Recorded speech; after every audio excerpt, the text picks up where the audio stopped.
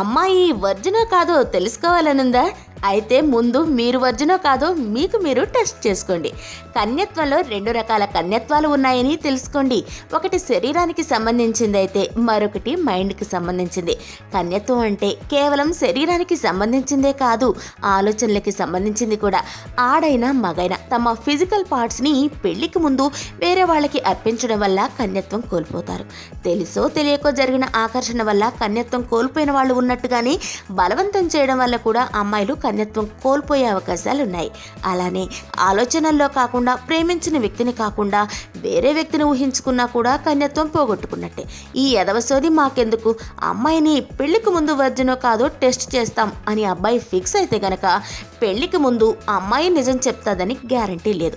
ఒకవేళ చెప్పినా నమ్మే స్థితిలో మగాడు ఉండడు. తీరా అమ్మాయిని నమ్మి పెళ్లి చేసుకున్నాక కన్నెపొర చిరిగిపోయి ఉందని తెలిసి గుండెల్లో హోల్ పడుతుంది.